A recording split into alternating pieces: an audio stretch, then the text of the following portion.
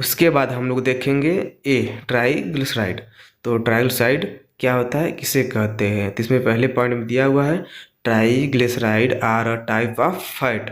मतलब ट्राइग्लिसराइड जो होता है वह प्रकार का फैट्स है जिसे हम कहते हैं वसा या लिपिड्स। ठीक, फाउंड इन योर ब्लड, ये कहाँ पाया जाता है, हम सभी लोगों के ब्लड्स में पाए जाते हैं, सर्कुलेट करता रहता है, घूमता रहता है। ठीक, व्हेन यू ईट्स मतलब हमारे द्वारा खाए जाने वाला वो सभी भोज्य पदार्थ जो your body convert excess calorie into triglyceride, अधिक मात्रा में जो कैलोरीज मतलब ऊर्जा जो प्राप्त होती है तो किस में कन्वर्ट हो जाता है, ट्राइग्लिसराइड में, और store them in fat cell. और कहाँ पर स्टोर होता है, हमारे कोशिकाओं में, मतलब हमारे फैट कोशिकाओं में, फैट सेल में क्या होता है, स्टोर होता है। ठीक, कहाँ पर, वसीय कोशिकाओं में स्टोर होता है, क्योंकि ट्राइग्लिसराइड उसको कहीं ना कहीं क्या कहा जाता है, उसको स्टोर होने के लिए स्थान चाहिए, तो कहाँ पे स्टोर होता है, वह कोशिकाओं में, उसी कोशिकाओं में क्या होता है, स्टोर होता है।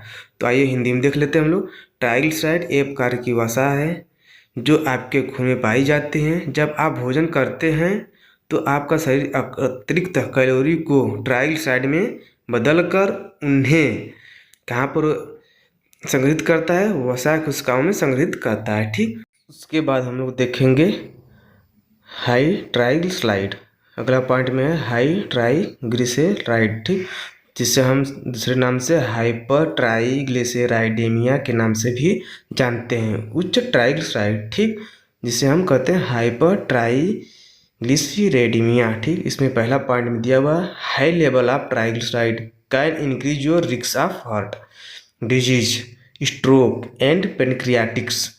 मतलब जब अधिक मात्रा में ट्राइग्लिसराइड हमारे बॉडी में होते हैं, ब्लड्स में हो जाते हैं, तो क्या खतरा करते हैं, किसका रिस्क बढ़ जाता है, हार्ट अटैक का, स्ट्रोक का और पेनक्रियाटिक्स का। ठीक, जिसे हम देखते हैं हिंदी में, उच्च स्तर के ट्राइग्लिसराइड आपके हृदय रोग को, स्ट्रोक और अग्नाशय शोथ, पेनक्रियाटिक के जोखिम को क्या करता है, बढ़ा देता है। ठीक, अब इसके बाद अगला पॉइंट है metabolic syndrome which increase your risk of developing diabetes.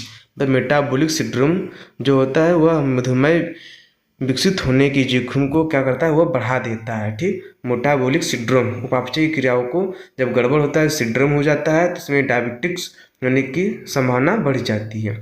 उसके बाद इसमें अगला पॉइंट है हाई एलडीएल कोलेस्ट्रॉल और low HDL cholesterol increase your risk of heart attack.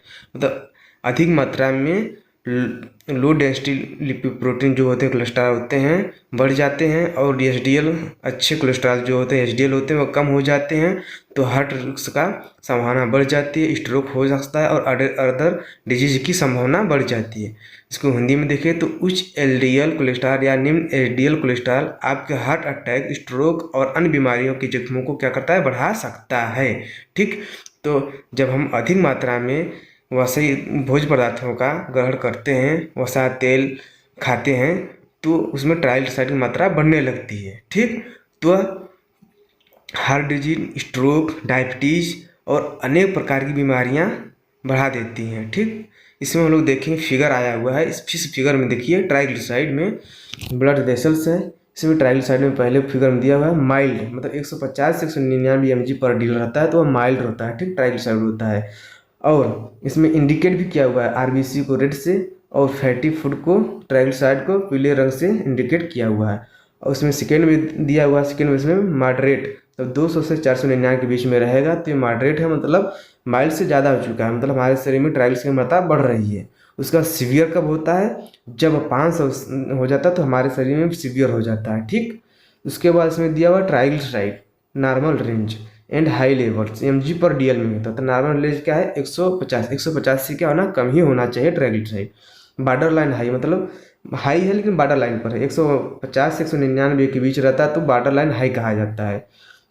उसके बाद इसमें हाई कम माना जाता है जब 200 से 499 के बीच में रहता है, तो हाई हो जाता है, जो ट्राइग्लिसराइड की मात्रा हमारे शरीर में बढ़ जाती है, जिससे हार्ट अटैक की संभावना बढ़ने लगता है। और वेरी हाई मतलब सीवियर केस हो जाता है, 500 एबव, तब जब 500 से अधिक होने लगता है तो बहुत ही सीवियर केस हो जाता है। ठीक, उसके बाद हम लोग देखेंगे 2 टाइप्स ऑफ ट्राइग्लिसराइड। ट्राइग्लिसराइड 2 प्रकार के होते हैं, ग्लिसरॉल और फैटी एसिड। तो हम लोग देखेंगे पहला ग्लिसरॉल। तो glycerol also known as a glycerin, glycerol को हम ग्लिसरीन के नाम से भी जानते हैं। इज अ सिंपल पॉलीओल, यह एक सरल पॉलीओल होता है जिसे हम शुगर एल्कोहल भी कहते हैं, ठीक। विथ द केमिकली फार्मूला, इसका रासायनिक नाम जो होता है C3H8O3 होता है, ठीक। इसको हिंदी में हम लोग देखें तो ग्लिसरॉल, जिसे ग्लिसरीन के नाम से भी जानते हैं, एक सरल पॉलीओल होता है जिसे शुगर एल्कोहल कहते हैं, जिसका रासायनिक सूत्र C3H8O3 होता है, ठीक। उसके बाद हम लोग इसमें देखेंगे ग्लिसरॉल का अगला पॉइंट। तो ग्लिसरॉल के अगले पॉइंट में it is a colourless odourless, ठीक। तो यह कलरलेस होता है, मतलब रंगहीन, गंधहीन और चिपचिपा पदार्थ होता है, और स्वाद में कैसा होता है, स्वीट टेस्ट, मतलब इसका मीठा स्वाद होता है, ठीक। और हाईली सोल्यूबल इन वाटर, और यह क्या होता है, जल में अधिक घुलनशील होते हैं, ठीक। Due to its 3 hydroxyl group, मतलब इसमें 3 OH ग्रुप के समूह जुड़े होते हैं, ठीक। अगर हिंदी में देखें तो यह एक रंगहीन, गंधहीन, चिपचिपा तरल है जिसका स्वाद मीठा होता है, और अपने 3 हाइड्रॉक्सिल समूह के कारण पानी में अत्यधिक क्या होते हैं, घुलनशील होते हैं, ठीक।